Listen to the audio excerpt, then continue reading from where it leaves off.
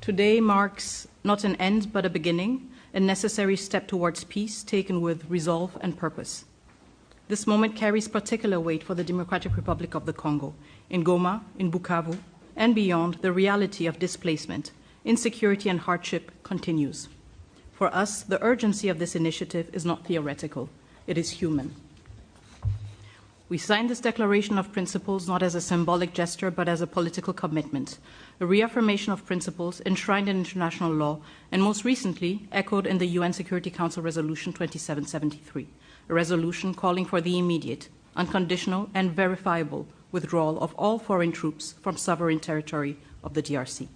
We are clear in the Great Lakes region, peace must come first, followed by the rebuilding of trust, and then, only when conditions are right, the careful reopening of a path to meaningful bilateral cooperation.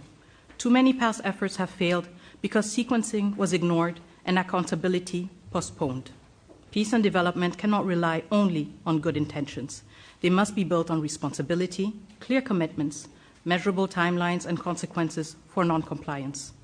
This is the only way to restore credibility, not just among states, but with the people who are waiting for peace to become real. The signature of today's Declaration of Principles heralds renewed hope. It reflects the U.S. resolve to complement and support regional and international efforts.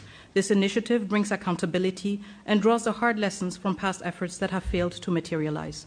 So the good news is there is hope for peace. The real news, peace must be earned, and it will require seriousness, transparency, and sincerity.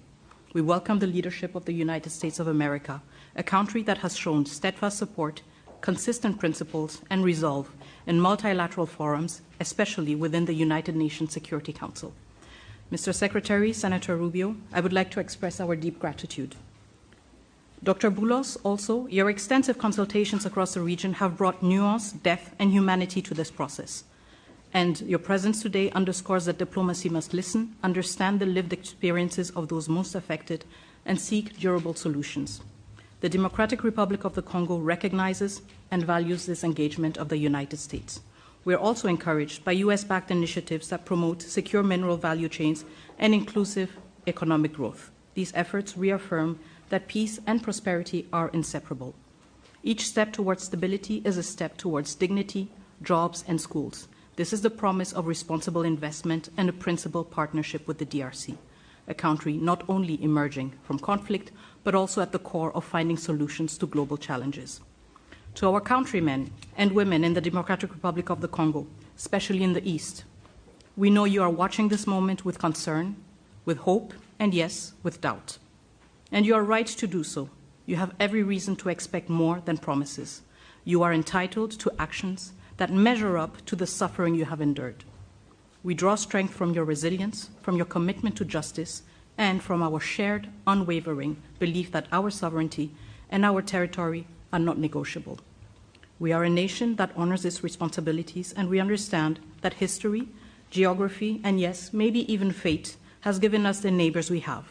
The borders we inherited, as confirmed by the African Union, are permanent and will never change.